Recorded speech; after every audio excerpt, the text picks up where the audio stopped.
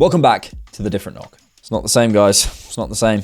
Over the international break, between staring at the ceiling and wistfully at pictures of William Saliba in the rain, I don't fancy him, shut up. I found myself flicking through social media, bemused by the response to this. An interview with Gabriel Jesus, from which a quote has been taken, saying that he doesn't believe scoring goals is his strong point. 10 million impressions just on that one post alone. Turns out I wasn't the only one who was bored. To contextualize, he was answering a question from a reporter in Portuguese, so there's always the translation barrier, about his lack of goals for the national team, and was essentially saying that while he was confident goals will come, he recognises that goals are not his primary skill, which I think everyone would agree with. The crucial part, though, is that he said he's quietly working on it. That, of course, gets omitted, and out of context, you can understand how it looks. Despite Jesus having scored more Champions League goals than Ronaldinho and Ronaldo, of course, rival fans pile on asking, how can you have a number 9 who doesn't score goals? Presumably, most of them are 13-year-old Chelsea fans who started watching football last Friday, but you can understand the question. It did annoy me that it was taken out of context and used as a stick to beat Arsenal with, but it also reminded me of a similar situation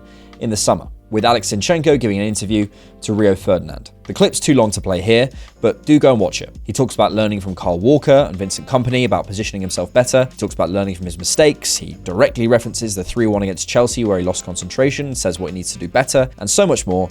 But the gist is, he says, he needs to improve defensively. And of course you get, you're a defender and you can't defend. You could respond to both of them and say, stop talking. But actually, I really, really like it. Because the social media response, jokes aside, doesn't actually matter. Senior players saying they're aware of their weaknesses and they're working on it sets a good example for the younger players and shows a growth mindset aimed at getting the very best out of themselves. That is what's important. Self-awareness is the #1 route to growth. So I say, keep at it. And I've been more than pleased to see that for Zinchenko, the renewed focus seems to have paid off. Let's do some raw numbers first, because Zinchenko's defensive game, his, presumably Arteta's and the coaching staff's, and certainly my main concern about him was that side of his game. These numbers are correct at time of recording, and just a reminder that Arsenal are doing less defending than they've ever done. Here are the facts with numbers from a mix of SofaScore and FBref. His ground duel success rate has gone from 58% last season and jumped 10% to 68% in 23-24. And his total duel win percentage,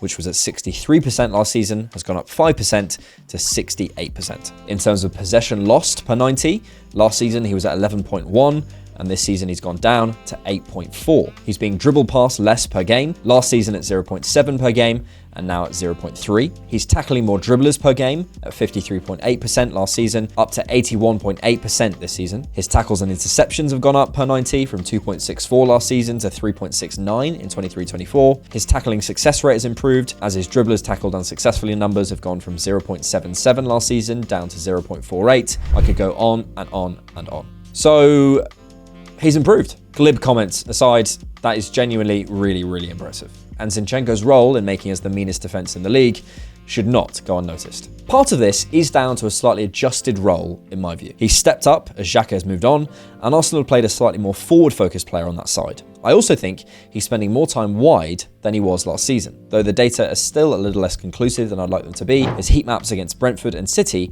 are fairly un-Zinchenko-y, and I think we've seen a few of those this season. But nothing should be taken away from the individual improvement. Zinchenko has objectively made himself better. Last season, as he said himself, I think he was finding his feet a little bit in this Arsenal team. He'd get caught out of possession a little too far into the pocket and got his distances wrong a fair few times. Teams would target that side, as we discussed on the channel in this video where we looked at how teams scored against us last season. It's understandable, given we pull the fullback inside on the left, but now Zinchenko seems to have a better understanding of when to stay and when to go. Last season, there were a number of moments where Zinchenko got done 1v1 in quite high-profile moments. Take the famous moment with Trent. I've picked out a few frames. Have a look at his hip placement. He's far too square for far too long. And when you're too square, as I know from my Sunday league education, you risk having it knocked round or through you and being unable to make the recovery because your front leg isn't planted. When it's planted, you can quickly spring off it and make the recovery block or tackle. As it is, he can't turn his body in time and it's 2-2. Similarly, in this situation against Leicester, you can see he's far too square onto Iheanacho to be able to spring off quickly to try and stop the slip ball to Maddison. If he plants his left foot further back and puts his weight onto his right, having angled his body, he can push off it and turn quicker. He's left in the dust,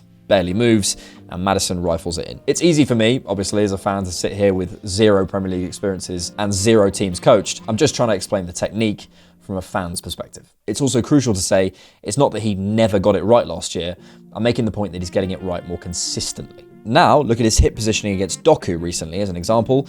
Someone I expected to rinse him, to be honest, but he didn't. And Zinchenko got it right consistently over the course of the game, which is the key point. Side on, feet planted, ready to spring. More often than not this year, he's consistently arriving with the right body orientation, and it's paying off in the numbers. Also in those 1v1s, he's getting his distances right more consistently. Against Trent, he was too close, and he actually talks about it in the video with Rio, how the ideal position is just to be a yard or two off, blocking the path and waiting for the error or commitment from the opponent, not lunging in too close, ready to have it flicked past you. Now, taking this situation against Kyle Walker, you can see he's a bit further off, inviting him to make the decision, not lunging in and forcing an unfavourable 50-50. Again, I'm not suggesting Zinchenko didn't know this before this season. I'm just saying he's more consistently doing the right things, because putting theory into practice is maybe the hardest bit. Ashley Cole was the perfect example of someone getting this right pretty much every single time. His reading of the game was superb, as pointed out by Mo Salah on Sky recently. But I do think there's another element of all this, and that's down to the management of Zinchenko's minutes. Credit for which must go to the coaching staff. I think we learned last year that Zinchenko isn't a guy who's going to play 100, 110 minutes every 3 days, and I'm sort of okay with that. Clearly, you'd like him to be more robust, but considering what he gives us in possession and how much responsibility he takes on the ball, plus how many options with different skill sets we have there, if we need to manage him a little bit,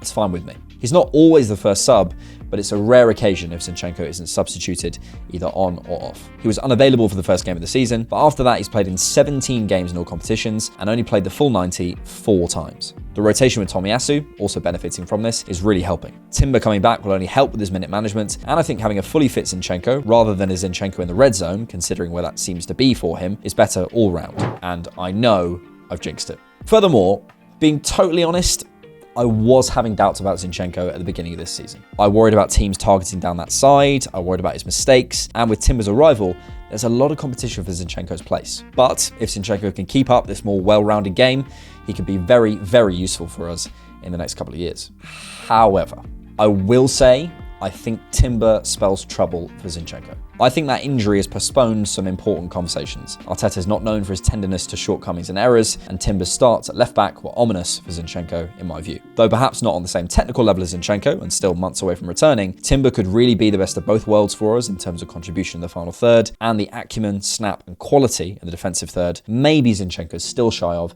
despite a marked improvement. We need to see more, clearly, and you always overrate players who are out of your team, but that's certainly a battle to keep an eye on, and I wouldn't be surprised if it slipped towards the Dutchman. So, if that slot is being contested, and we've seen different qualities from Tomiyasu and Kivior, who I think we'll see more of, by the way, specifically on the overlap, as in on the pitch, not Gary Neville show, we turn to the eternal question. Could Zinchenko be a left 8 or a right 8? For me, I find it hard to imagine, but never say never. Our 8s are often in the first line of the press. They're asked to drift wide, make do in short spaces around the penalty box, and that's nothing we've seen Zinchenko do a lot, no matter what you think of his capacity to do it. So to those of you who are fully on that train, I think we can calm down a bit. Do I think Zinchenko could receive it and run into different areas? Absolutely. Do I think he can meet the technical demands of the zone or role? I'm less convinced, as the eye of the needle creativity needed in the final third, or the late arrivals in the box, are reliant on so much more than just being technical on the ball, but we haven't seen it yet, so jury's out. Do I think he can meet the physical demands of the role? Unsure, and leaning towards no. It's a concern considering he'd be taking on specialised defenders more often and leading our press and getting up and down, which are all physically demanding jobs. But again, I'm possibly slipping into creating imaginary first 11s. It's likely to be dependent on so many factors and change between periods, games, moments. Top teams will never have a first choice 11 again, in my view, certainly not one we can all predict. The fixture list and the league demands a squad. Zinchenko's profile is really important for us wherever he plays. It's unique in our squad, and his skill set has potential uses in all types of games and game states, wherever he is. There's plenty of football at the top. I just do wonder how that transition goes from guaranteed starter, because I do think it's coming in the next 6 to 12 months. I don't want to end this on a bad note though. Much as I do believe there's a change coming for Zinchenko, he's clearly done so much work on the mental, physical and tactical side of the game. And the example he's set by being so open about shortcomings and being willing to address them, then going and doing it, is good for those of us both on and off the pitch. Name me another player who would openly sit there and admit he lost concentration for a goal, still be talking about it months later with a desire to correct it. There's not many. For me, that's the sign of a proper professional. Someone who's willing to be open and honest to get the most out of themselves. Let the papers write what they want. Let the 13-year-old Chelsea fans say what they like. That's the type of honesty I want at my club. And I don't think his honesty and self-awareness can be divorced from the improvement that we've seen. So, credit to him. Zinchenko is not to be messed with, and Arteta certainly seems to view him as undroppable at the moment. But what happens next for Zinchenko is anyone's guess. If you like The Different Knock and want to see more, you can access our bonus content on Patreon and YouTube memberships for just £3 a month.